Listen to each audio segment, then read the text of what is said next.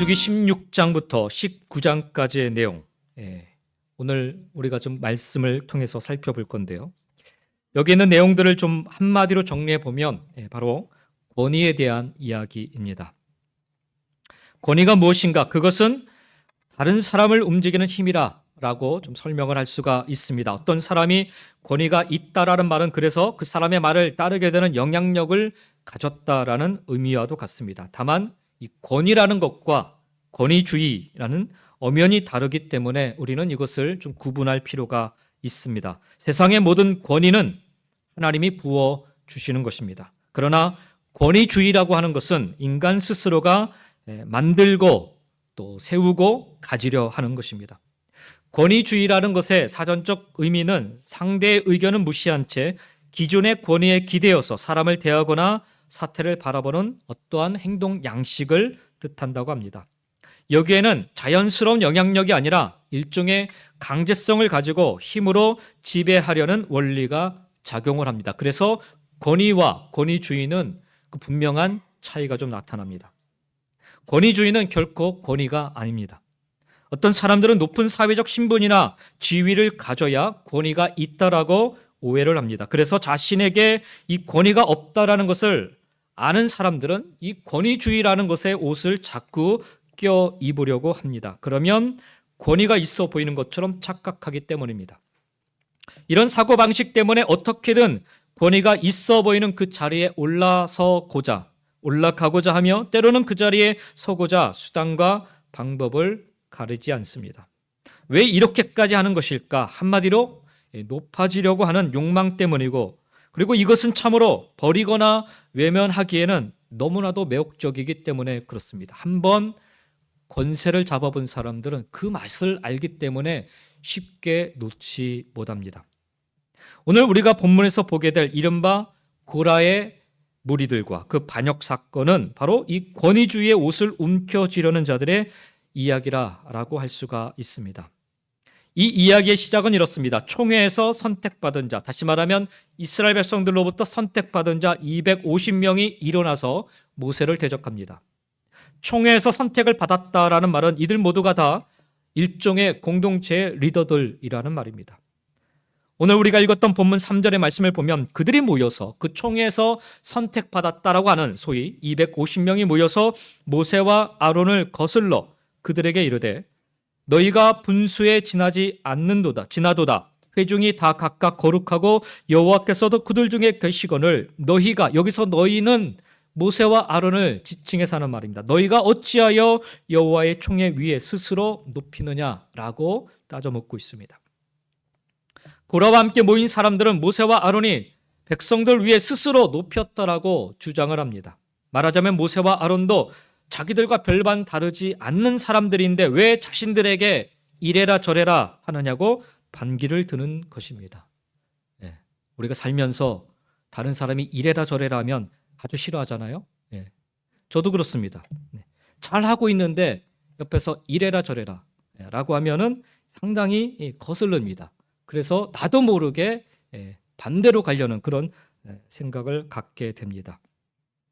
얼마 안 있어서 깨갱하고 그냥 다시 따라서 하기는 하지만 그래도 순간 마음에 그래요.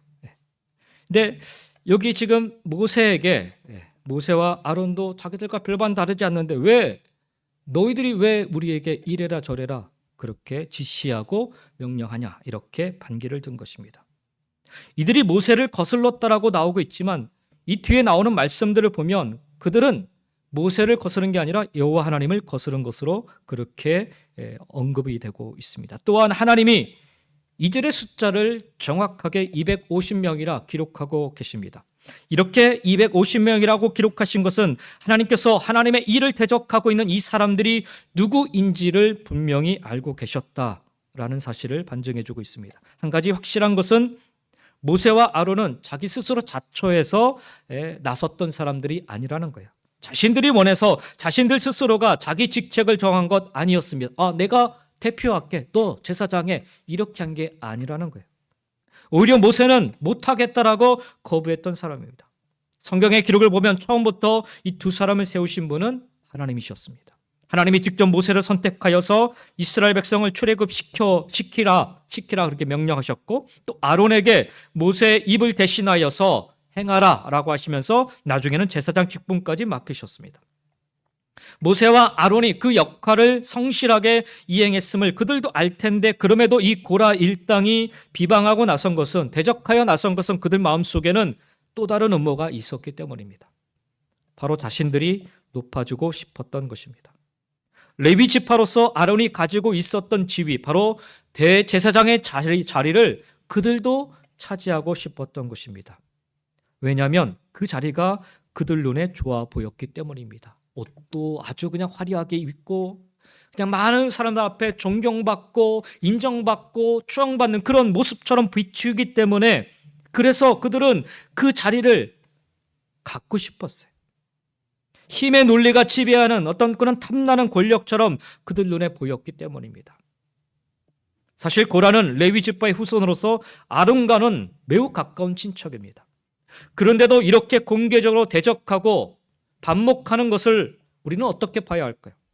인간으로서 명예와 지위, 힘을 갖고 싶은 마음까지는 어느 정도 이해할 수 있습니다. 왜냐하면 사탄도 예수님을 그것으로 시험할 만큼 모든 사람들에게는 남보다 인정받고 싶은 욕구, 그리고 남들보다 높아지고 싶은 욕구가 본능처럼 자리 잡고 있기 때문에 그렇습니다. 그러나 인간 안에 이런 욕망이 있을지라도 이것을 구체적으로 표현하고 실천에 옮기게 되면 이것이 곧 교만이 되는 것이고, 이것이 곧 죄가 될 수 있다라는 거예요. 그 생각을 행동으로 옮길 때부터 우리는 그것에 대한 책임을 져야만 하는 것입니다. 이렇게 공개적으로 대적하고 있는 이 상황에서 이 문제를 놓고 모세가 고라 무리들에게 한마디 합니다. 오늘 우리가 읽었던 8절부터 11절의 말씀 다시 한번 보시겠습니다. 모세가 또 고라에게 이르되 너희 레위 자손들아 들으라. 이스라엘의 하나님이 이스라엘 회중에서 너희를 구별하여 자기에게 가까이 하게 하사 여호와의 성막에서 봉사하게 하시며 회중 앞에 서서 그들을 대신하여 섬기게 하심이 너희에게 작은 일이겠느냐. 하나님이 너와 네 모든 형제 레위 자손으로 너와 함께 가까이 오게 하셨거늘 너희가 오히려 제사장의 직분을 구하느냐. 이를 위하여 너와 너의 무리가 다 모여서 여호와를 거스르는도다. 아론이 어떠한 사람이기에 너희가 그를 원망하느냐라고 얘기합니다. 고라 자손도 레위 지파이기 때문에 성막과 관련된 일을 맡고 있었습니다. 그 일은 다른 지파와 달리 하나님이 특별히 레위 지파에게 맡기신 일이었습니다. 그래서 모세는 이들에게 성막에서 봉사하는 일이 과연 작은 일이냐라고 반문하고 있는 것입니다. 하나님의 일에 크고 작은 것이 있는가? 어떤 것은 귀하고 어떤 것이 하찮은가? 하나님이 우리에게 맡기신 일들은 모두가 다 소중합니다. 교회 안에 맡겨진 직분, 섬기는 손길들, 그 어느 것 하나 귀하지 않은 일이 없습니다. 주님은 어떤 일이든 그래서 진실한 마음으로 섬기기를 원하십니다. 그런데도 사람이 참 감사한 게 주님의 일을 하면서도 남들보다 돋보이고 싶고 큰 일처럼 보이는 것을 하고 싶어 합니다. 모세는 이런 고라와 그 무리들에게 그래서 꼬집어서 지금 묻고 있는 거예요. 그런 연유로 주목받고 싶어서 대단한 능력을 가진 자로 비춰주고 싶어서 너희가 제사장의 직분을 얻고자 하는 것이냐라고 묻고 있는 것입니다. 하지만 제사장의 직분은 자기를 높이는 자리가 아니지요. 물론 이것이 변질돼서 예수님 당시에는 아주 높은 지위를 갖는 것처럼 그렇게 비춰집니다. 모든 권력을 다 가진 것처럼 그렇게 보여지기도 합니다. 그러나 원래 하나님이 주신 이 제사장의 직분은 자기를 높이는 자리가 결코 아닙니다. 하나님과 백성들 사이에서 끊임없이 중보하는 자리이지요. 여러분 혹시 이 사람과 저 사람 사이에서 중재하는 일을 해보신 적이 있으신지요? 보통 힘든 일이 아닙니다. 보통 힘든. 제가 요즘 그런 일 하나를 지금 하고 있는데 아주 스트레스 받는 일이에요. 잠자기가 힘들어요. 밤사이에 제가 지금 새치가 지금 몇 개가 늘어나는지 모르겠어요. 이쪽 이야기도 들어줘야 되고 들으면서 그냥 해요. 잘했어. 그게 맞아. 이렇게 해야 돼요. 또 저쪽 이야기를 들으면서도 오해되지 않도록 또 설명하면서 그거 맞아. 이런 일을 계속해서 왔다 갔다 해야 되는 일이 바로 중재의 역할입니다. 하물며 여러분, 하물며 제사장 자리는요, 일반 백성과 백성 사이가 아니라 하나님과 백성 사이의 중재 역할을 하는 자리입니다. 보통 어렵고 힘든 자리가 아닌 것입니다. 잘못 중재했다가는 이 사람이 죄로 말미암아 그냥 죽임을 당하는 그런 순간이 오기 때문에 얼마나 두렵고 떨리는 마음으로 그 일을 해야 되는가. 또한 이 제사장 직분은 하나님이 직접 정하신 거예요. 만약 하나님을 대신하여 자기 스스로 그 자리를 차지하려 한다면 이는 여호와 하나님을 대적하여 거스르는 일이 되는 셈입니다. 바로 모세가 이 부분을 지적하고 있는 거예요. 지금 고라와 그 무리들이 단지 모세와 아론을 대적하는 것이 아니라 이 직분을 맡겨주신 하나님을 그래서 대적하는 것임을 분명히 밝히고 있는 것입니다. 이들의 이 모습 속에는 자기 자신들의 영광만을 구하려는 의도가 짙게 깔려 있습니다. 하나님은 상관도 없어요. 그냥 내 이름만 높이면 되고 나만 높아지면 되는 거예요. 인생은 계절을 따라 잠시 피었다 지는 꽃과 같다라고 하지요. 길면 100년을 산다 해도 그 세월 동안 아등바등 쌓아 올린 자신의 영광들 역시 쉽게 사들어버리는 꽃처럼 사라지고 맙니다. 그런데 이 고라와 다단 아비람은 이 생존의 위기가 넘나드는 이 광야에서 얼마 안 있다 쉽게 시들어 사라질 꽃과 같은 그런 자리다툼을 지금 하고 있는 것입니다. 혹독한 광야를 건너가면서 오로지 자기 자신들만의 영광만을 구하고 있다는 것이 얼마나 슬픈 일인지 모르겠습니다. 뭐가 중요한지를 몰라요. 뭐가 중요한지. 더 위험한 것은 이렇게 욕심을 부리는 행위가 나만 그런 것이 아니라 세상 세상 사람 모두가 다 그렇다라고 자기 최면에 빠져 살아가게 된다라는 거예요. 나만 그런 게 아니에요. 모두가 다 그러잖아요. 라고 하면서 그렇게 살아가는 거예요. 사무엘하 1장에 보면 다윗이 왕이 되는 과정이 소개되고 있는데요. 다윗이 아말렉과의 싸움을 마치고 돌아와서 시글락에서 머물고 있을 때 한 아말렉 청년이 다윗 앞에 나와서 내가 사울 왕을 죽였습니다라고 그렇게 보고를 합니다. 사울이 전쟁 중에 부상을 입고 고통 속에서 자신을 죽여달라고 해서 그 말대로 자기가 사울 왕을 죽였다라는 거예요. 만약 자신이 사울 왕을 죽였다라고 한다면 다윗이 크게 기뻐하며 큰 상을 내리지 않을까 그렇게 생각하였던 것입니다. 그래서 그는 그 증거로 사울의 왕관을 가져다가 다윗 왕 앞에 바칩니다. 사울 왕이 생전에 그렇게도 지키고 싶어 하였던 바로 그 왕관이었습니다. 그 왕관 하나 지키고자 자신의 충성스러운 신복이었고 사위였던 다윗을 그토록 죽이려고 애쓰며 살았습니다. 여러분, 사울의 왕관이 상징하는 게 뭐예요? 바로 인간의 욕심입니다. 그거 하나님이 주신 건데 마치 내가 쥐고 있는 것이냐, 마치 내가 가지고 있는 것이냐, 그렇게 그는 쥐고 살았어요. 안 뺏기려고 다윗을 그토록 죽이려 했습니다. 아말렉 청년이 그 면류관을 다윗에게 바친 것은 다윗도 사울처럼 이런 왕관을 탐할 것이라 생각했기 때문입니다. 모두가 다 그러잖아요. 라고 생각했기 때문에. 우리 인생에 두 종류의 면류관이 있는데 하나는 내 영광을 위한, 나만을 위한 면류관이고 또 하나는 하나님의 영광을 위한 면류관입니다. 아시다시피 다윗은 이 청년이 생각한 자기 자신만을 위한 영광을 구한 사람이 아니었습니다. 그는 사울을 죽일 수 있는 절호의 기회가 몇 번이나 있었지만 죽이지 않습니다. 다윗은 자신의 영광을 위한 왕관을 찾고자 취하고자 살았던 사람이 아니었어요. 그는 하나님이 허락하여 주신 하나님의 영광의 면류관을 그는 구하며 살았던 사람이었습니다. 그래서 왕이 되기 위해서 나를 반대하고 나를 죽이려 했던 그런 정적의 그 대상들을 죽이려는 것이 아니라 하나님이 원하시는 방법으로 하나님의 시간에 이루어지기를 기다릴 줄 아는 사람이었습니다. 그래서 다윗은 하나님의 기름 부음 받은 자를 함부로 죽인 이 청년을 오히려 그 자리에서 죽여버립니다. 만약 다윗이 자기만의 이런 왕관을 구한 사람이었다면, 자기가 원하는 그 영광을 구하는 그런 사람이었다라면 이렇게 청년을 죽이지 않았을 거예요. 이 청년은 아마 아주 그날 융숭한 대접을 받았을 것입니다. 어쩌면 다윗 곁에서 충성스러운 신하로 살아가게 되었을지도 모릅니다. 그러나 영원토록 살아있는 하나님의 영광을 구하는 사람 앞에서는 이 같은 거짓됨은 힘을 잃고 결국 죽음과 멸망을 당하고야 마는 것입니다.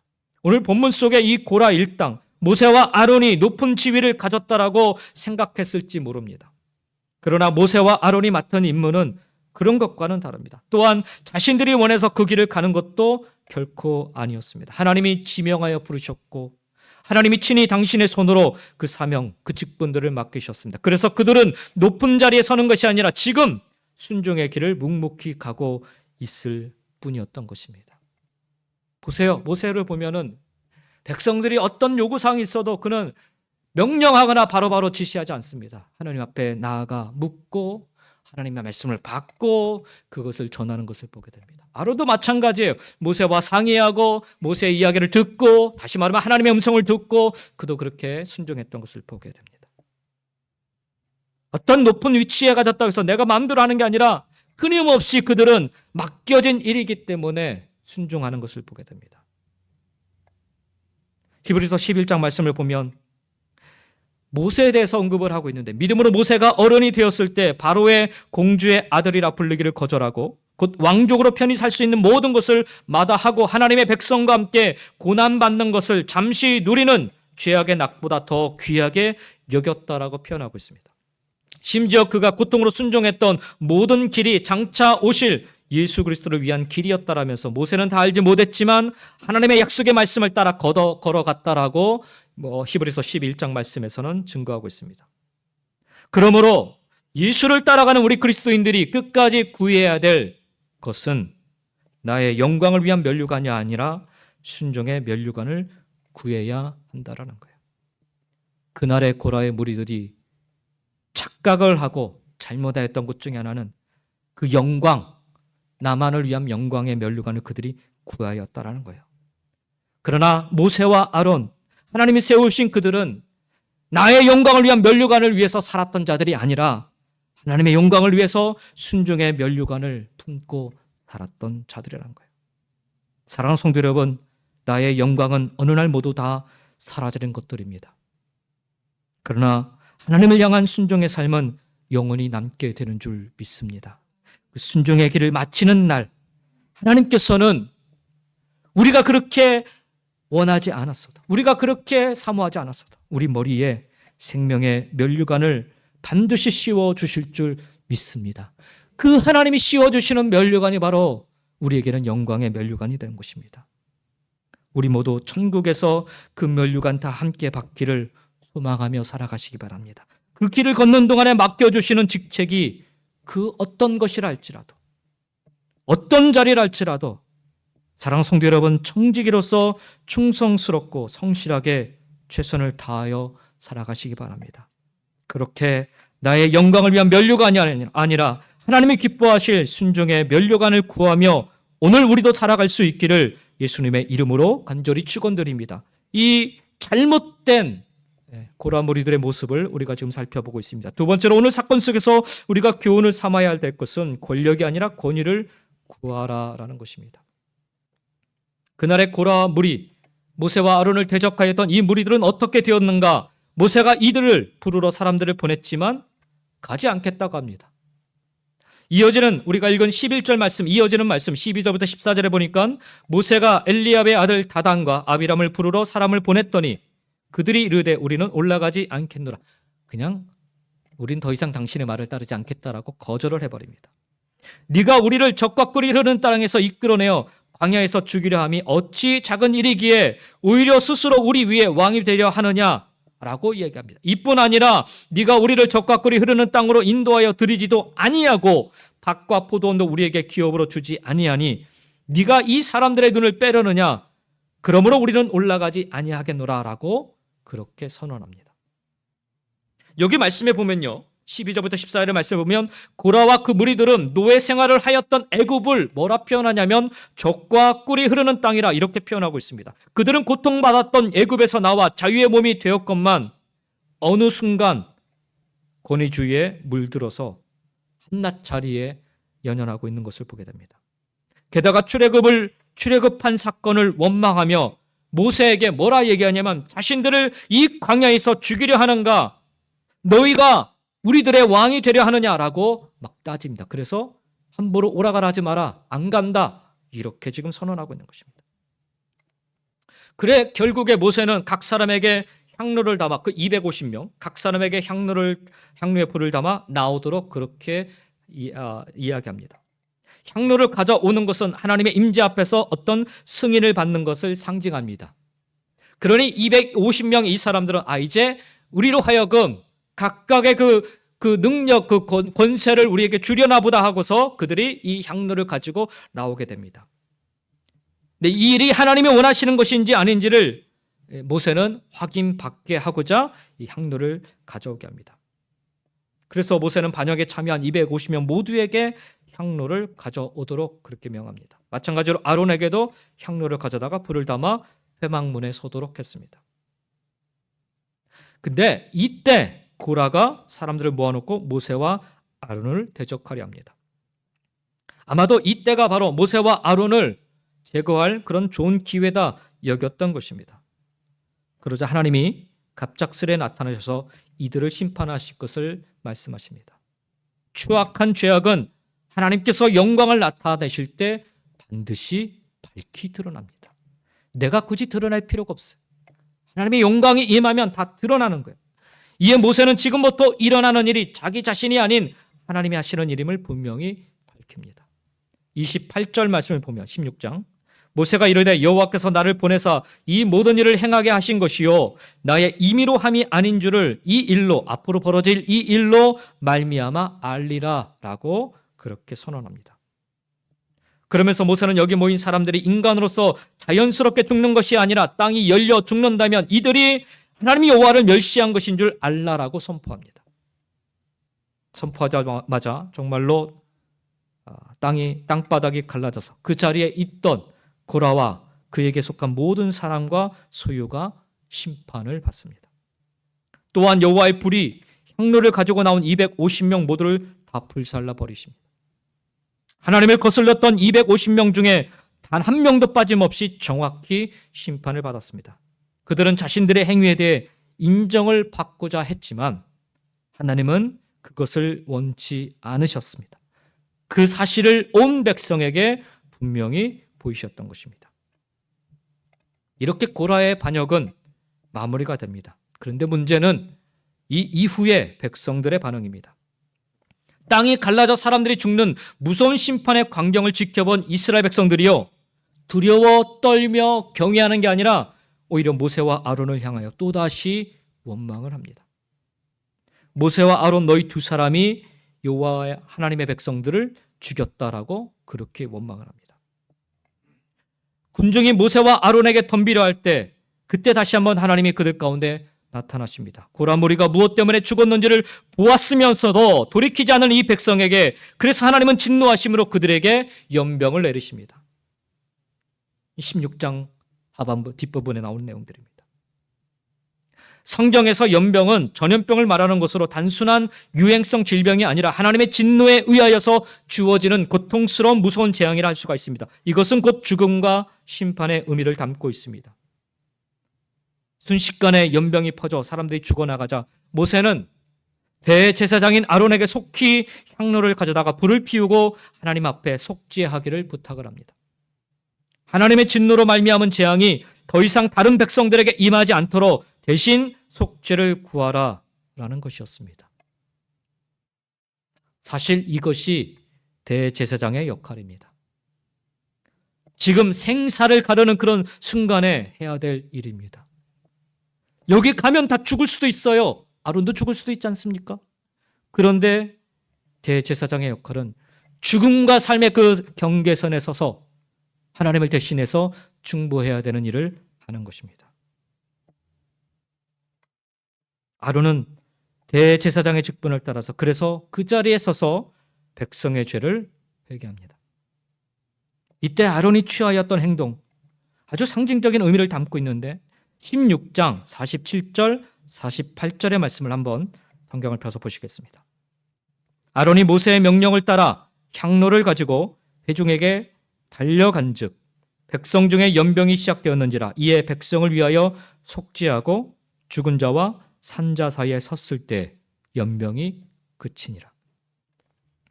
그때 아론은 향로를 들고 죽은 자와 산 자 사이에 섰습니다. 그리고 대제사장의 직분으로서 하나님께서 이들을 용서해 주시기를 간구합니다. 그는 연병이 그칠 때까지 그렇게 기도하며 그 자리에 서 있었습니다. 아까도 말씀드렸지만 연병은 전염병이에요. 걸리면 죽는 거예요. 그런데도 불구하고 아론은 하나님의 명령에 순종해서 그 자리에 서서 그렇게 사명을 감당했습니다. 우리가 유심히 봐야 될 상징적인 장면입니다. 왜냐하면 아론이 섰던 그 자리는 바로 예수님께서 서셨던 자리이기 때문입니다. 그리고 나아가 예수를 믿는 저와 여러분이 서 있어야 할 자리이기 때문입니다. 사람들은 자신들의 죄가 얼마나 큰 문제인지 잘 인식하지 못합니다. 수많은 죄의 파편들과 이 죄로 인해 맞게 될 심판을 깨닫지 못합니다. 이렇게 소망이 없는 우리를 위해 예수님께서는 십자가에 달려 돌아가셨습니다.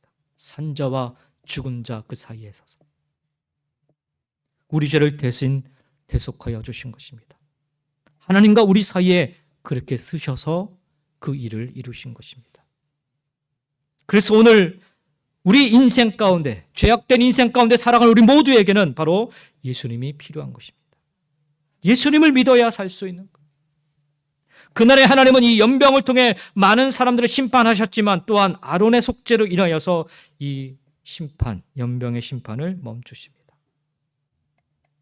결국 아론의 자리는요, 그 고라의 무리들이 보았던 것처럼, 생각하였던 것처럼 권력의 자리가 아니라 사람을 살리는 자리였던 것입니다. 그리고 이 일을 위하여서 하나님이 누구를 택하셨는지를 밝히고 있는 것이 민수기 17장에서 이제 펼쳐지고 있는 내용들입니다. 민수기 17장에 보면 하나님이 이스라엘 12지파에게 이 사건 다 끝난 다음에 각각 지팡이를 가져다가 거기에 가문의 지휘관의 이름을 쓰게 하고 레위 지파의 지팡이에는 아론의 이름을 쓰게 하십니다. 이렇게 하신 이유는 이 중에서 하나님이 택한 사람인지를 누구인지를 확실하게 보여주기 위해서입니다. 그리고 나서 그 다음날 놀라운 일이 일어납니다.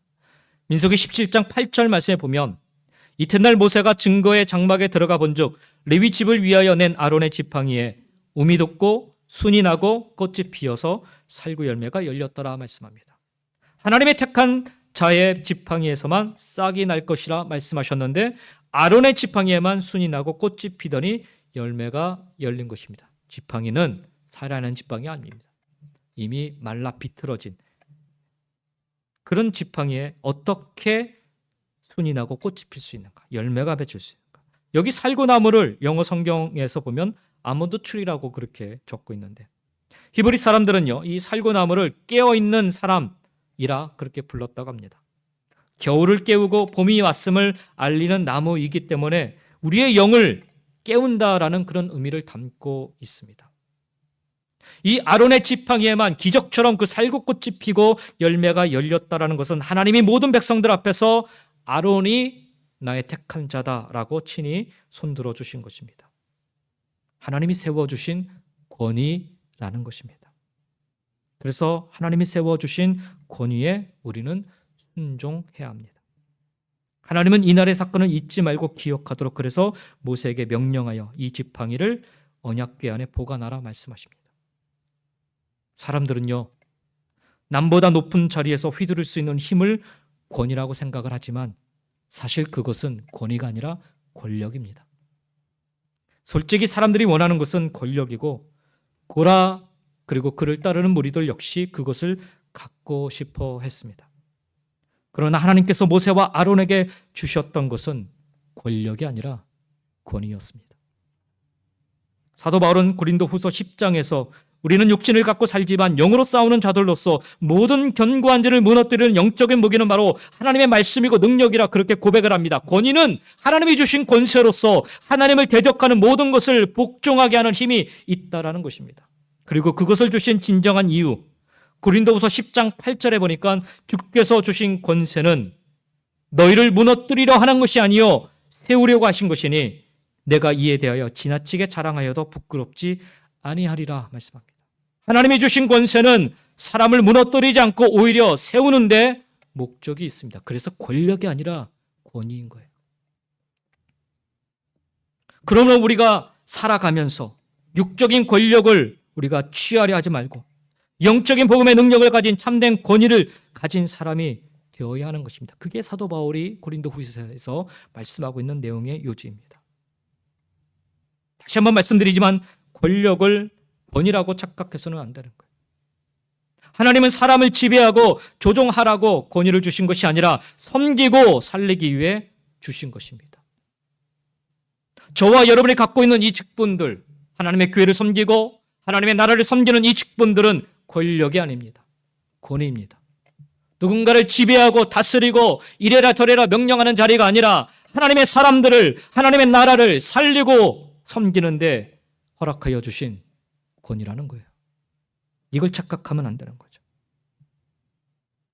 진정한 권위가 부어지면 넘어진 사람을 일으키고 하나님 앞에 온전히 인도하려고 애쓰게 됩니다.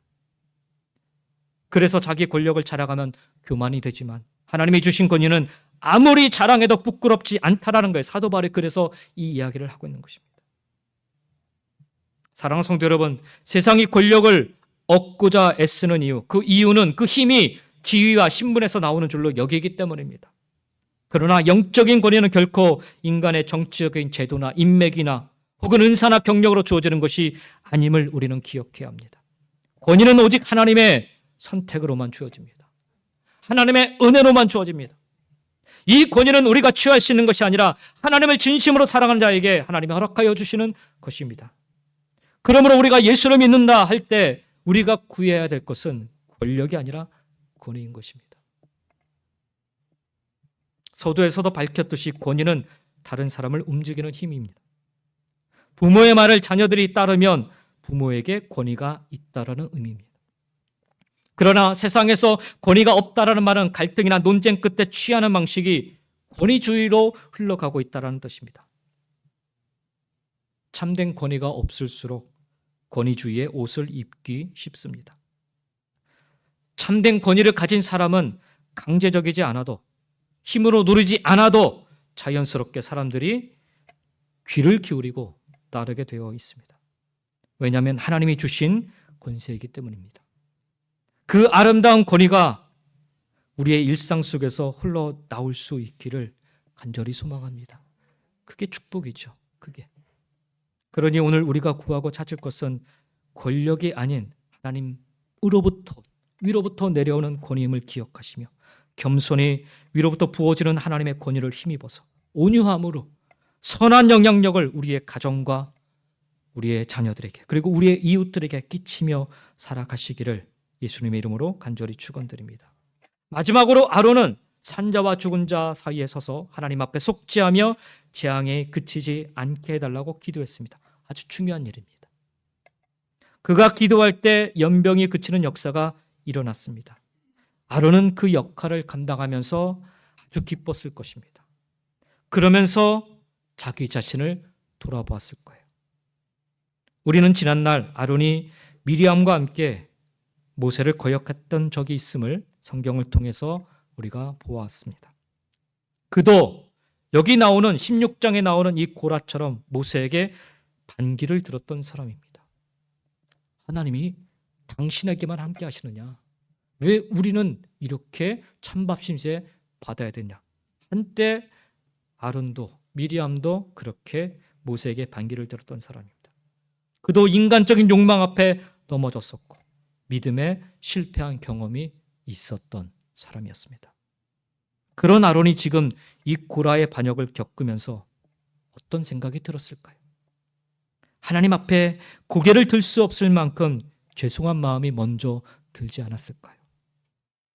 나도 저랬는데, 내 모습이 저랬는데, 내가 그때 모습이 바로 이들의 얼굴과 같구나 라고 생각했을까요? 그런 과거를 가진, 부끄러운 과거를 가진 아론이었지만 지금은 놀랍게도 많은 사람을 살리는 데 쓰임받는 그런 영광스러운 직분을 수행하고 있습니다.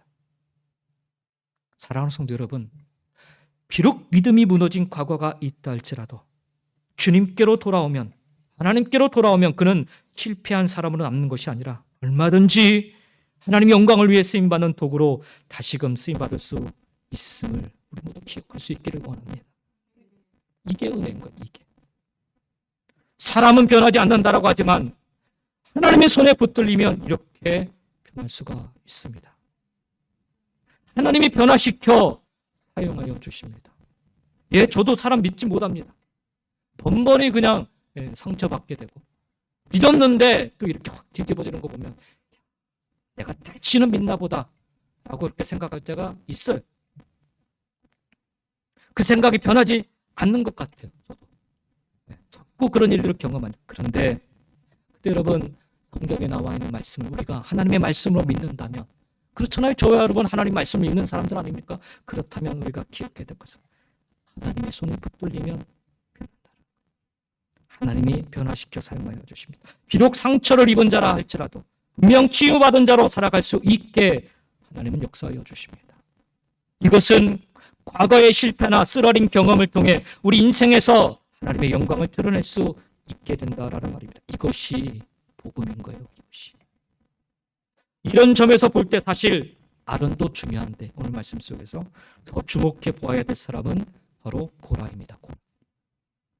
고라 때문에 250명의 지도자가 한꺼번에 죽지 않았습니까?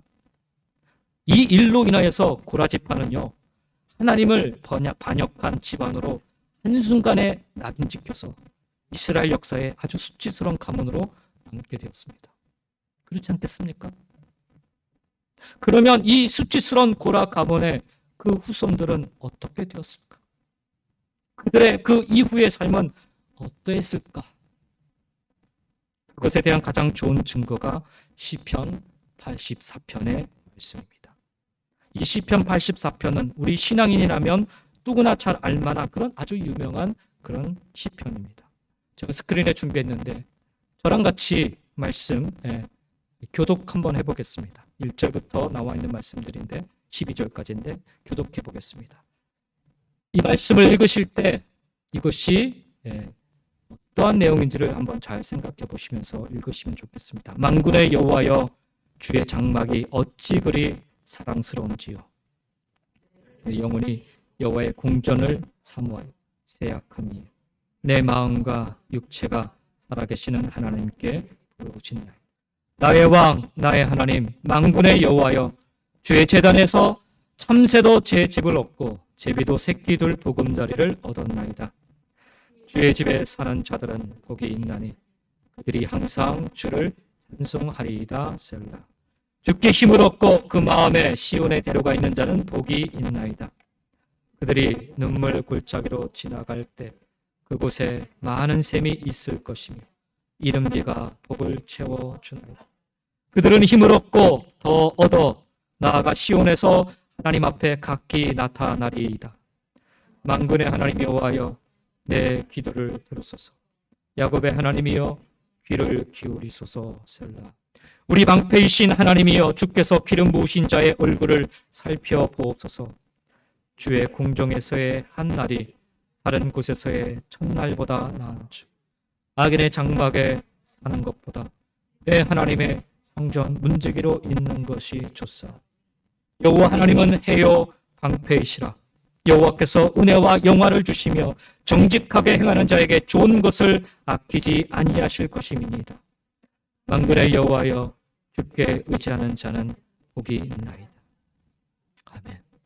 사랑하는 성도 여러분, 이 시편 84편의 표제가 무엇인 줄 아십니까?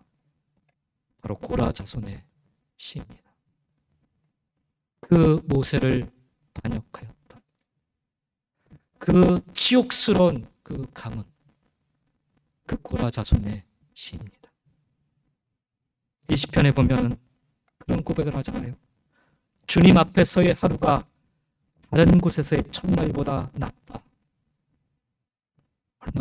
얼마나 뜨거운 감격의 고백입니까? 악인의 장막에서 사는 것보다 하나님 성전 문지기로 사는 것이 좋다라고 고백하는 이들은 숱한 시편을 쓴 다윗이 아니라 바로 고라의 자손들이었습니다.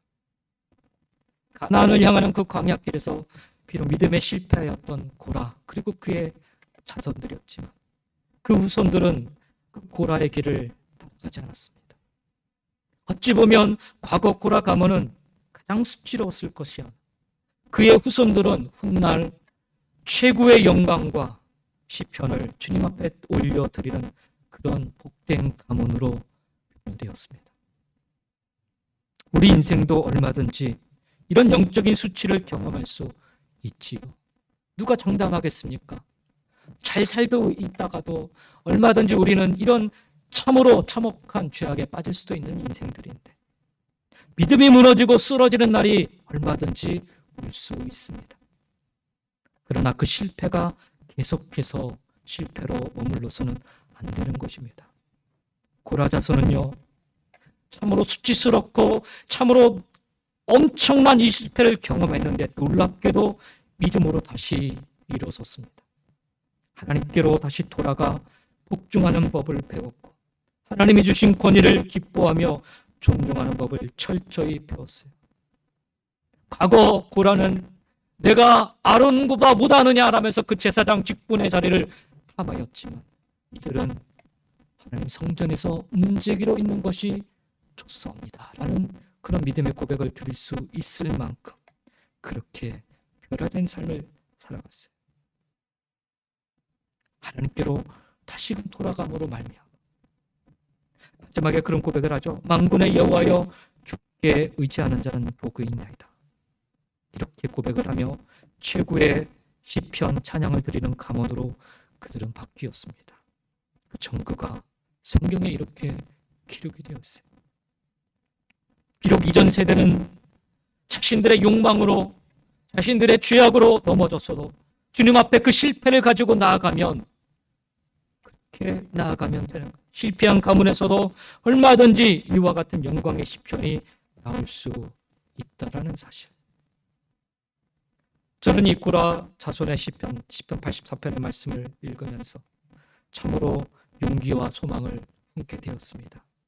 왜냐하면 수많은 수치와 영적 실패가 저에게도, 우리에게도, 우리 모두에게도 있기 때문이죠. 그러나 이 부끄러움을 딛고 주님 앞에 선다면 이토록 놀랍게 변화시켜 주신다는 것이 너무나도 감격스러울 뿐입니다. 그 은혜가 너무나도 감사할 따름입니다. 실패하고 심판받아 멸망당한 이스라엘 백성들을 향해서 그래서 호세아 선지자는 이렇게 외칩니다. 오라, 우리가 여호와께로 돌아가자. 실패하고 멸망당한 백성들에게 하는 말씀입니다. 오라, 우리가 여호와께로 돌아가자. 여호와께서 우리를 찢으셨으나 도로 낫게 하실 것이요, 우리를 치셨으나 싸매어 주실 것입니다. 여호와께서 이틀 후에 우리를 살리시며 셋째 날에 우리를 일으키시리니 우리가 그의 앞에서 살리라. 사랑하는 성도 여러분, 비록 우리 세대는 누가 평가를 하든 간에 실패하였다 할지라도 우리의 자녀 세대들은 회복되기를, 그리하여 영광스러운 삶을 살아가기를 소망하는 마음으로 이 말씀을 우리가 묵상하기를 원합니다. 호세아 선지자는 그 마음으로 이 말씀을 외쳤던 거예요. 그리고 70년이라는 시간이 지나 그들의 자녀 세대들이 결국 하나님의 이 언약의 말씀을 붙잡고 하나님께 돌이킴으로 진짜 회복의 역사를 감당하게 됩니다. 하나님이 허락하신 그 영광 가운데 그들이 서게 된 것입니다. 우리도 이제는 선택을 해야 합니다. 이 수치와 실패를 계속 가지고 갈 것인가, 아니면 주님께로 돌이켜 돌아갈 것인가. 분명한 것은 주님께로 돌아오면 낫게 해 주실 것이고 싸매어 주실 것이며 우리를 살리사 새롭게 일으켜 주신다라는 것입니다. 우리의 실패한 가문을 영광스러운 믿음의 가문이 되게 하실 것입니다. 우리의 실패한 인생을 하나님의 은혜 속에 영광스러운 인생 되게 하실 것입니다. 그러므로 오늘 말씀을 통해 우리 예수 믿는 자들이 반드시 기억해야 될 또 한 가지는, 우리가 실패를 인정하고 주님께로 돌이키면 하나님은 반드시 회복시켜 주신다는 거예요. 우리가 잘 아는 것처럼 가인은 자신의 동생 아벨을 시기함으로 실패하였죠. 민수기에 나오는 발람 선지자는 돈 때문에 넘어가 거짓 증거자로 남았습니다. 그리고 오늘 우리가 읽었던 이 본문에 나오는 이 고라는 권력을 탐함으로 말미암아 실패하였습니다. 여러분은 지금 어디에, 무엇에 여러분의 몸과 마음과 삶이 그렇게 실패할 위기에 걸려 계신지요? 오늘 말씀에 고라의 후손은 고라의 길을 버리고 여호와께로 돌아왔습니다. 고라 자손의 시편이 나에게도 일어날 것을 믿는다면 때로는 우리가 그 실패의 위기 가운데 걸려 있을지라도 우리에게도 소망이 있는 줄 믿습니다. 그러니 오늘 우리의 실패의 자리에서 다시금 하나님께로 돌이키는 삶을 끊임없이 우리는 살아가야 하는 것입니다. 그리고 실패했던 아론이 회복되어 산자와 죽은 자 사이에 서 있었던 것을 보면서 우리 또한 그와 같은 자리에 서기를 소망하며 사셔야 되는 것입니다. 사랑하는 성도 여러분, 혹여라도 가정이 넘어지셨는지, 실패했는지요, 수치스러운 과거가 있으신지요, 우리가 주께로 돌아가면 아무리 실패하고 넘어졌던 사람이라도 아무리 수치스러운 가정으로 전락했어도 다시 이 시편의 찬양과 영광을 돌릴 수 있음을 꼭 믿으시기 바랍니다.